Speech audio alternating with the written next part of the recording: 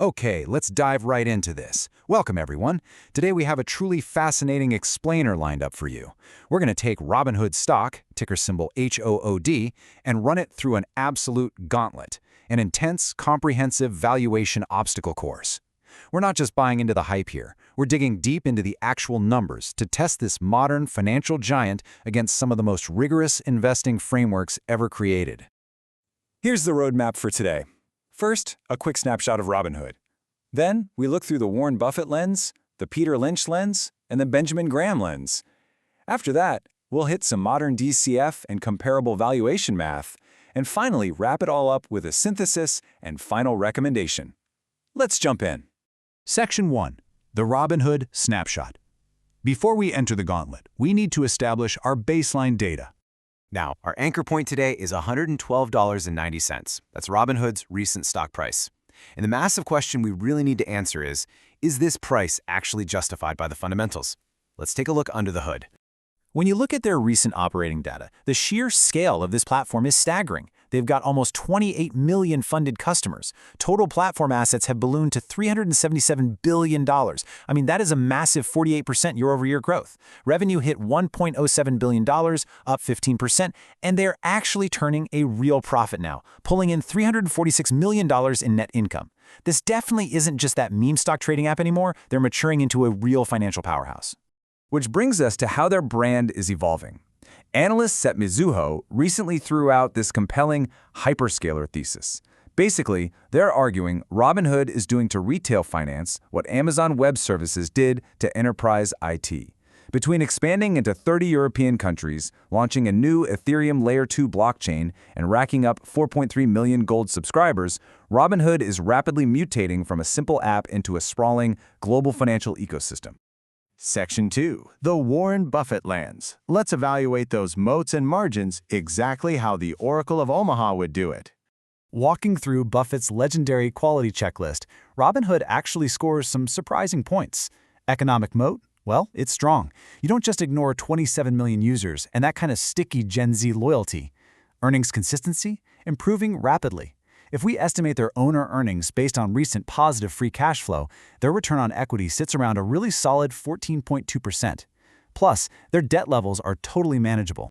But, and this is a big but, here's where Buffett slams on the brakes. Sure, it's an improving business, but where is the margin of safety?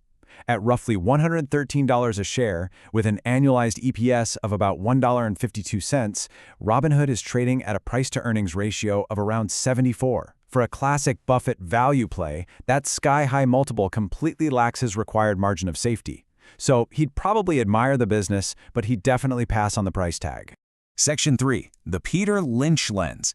Let's see how their growth stacks up against that price.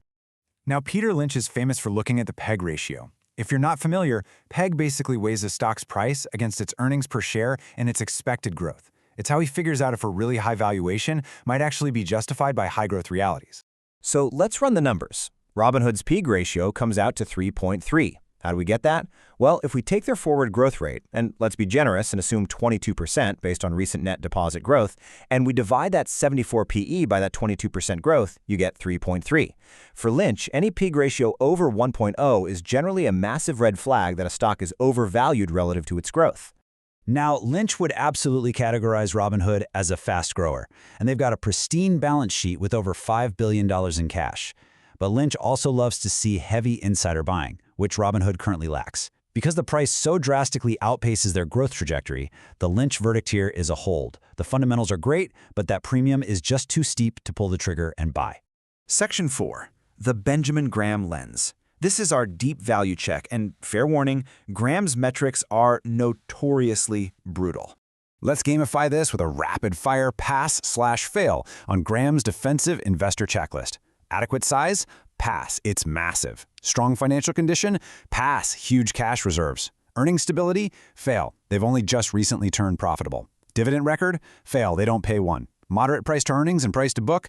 Hard fail. With a PE of 74 and a price to book ratio near 10.5, Robinhood is instantly disqualified for a classic conservative defensive investor.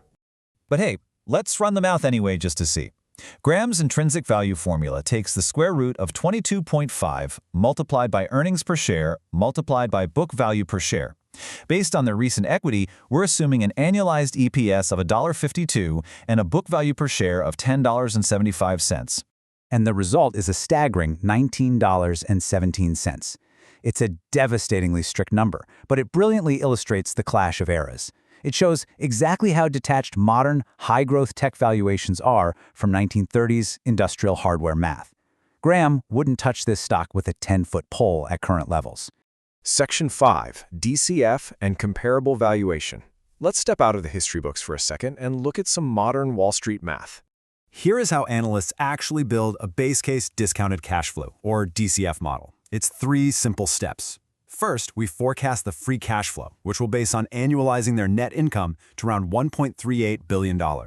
Second, calculate the terminal value, assuming a modest 3% perpetual growth rate into the future. And third, we discount all of that back to present value, using a 10% weighted average cost of capital just to account for the risk. Now, if you run a sensitivity matrix, you'll see just how much these tiny assumptions dictate what we call fair value. Tweaking the discount rate or the growth rate even slightly causes the valuation to swing wildly. But if we settle right in the middle, our base case of a 10% discount rate and 3% growth, it gives us an assumed fair value of exactly $45 per share based strictly on the cash it generates. But contrast that strict cash flow valuation against the market's current forward-looking view. On one side, the DCF model gives us $45.00. On the other side, analysts like Mizuho have a comparable multiples target of $130.00. They argue that comparing Robinhood to traditional brokers is just flat out wrong. They think it should be valued using enterprise multiples similar to global tech hyperscalers. It's the ultimate tug-of-war in the market right now. Section 6. Synthesis and Final Recommendation.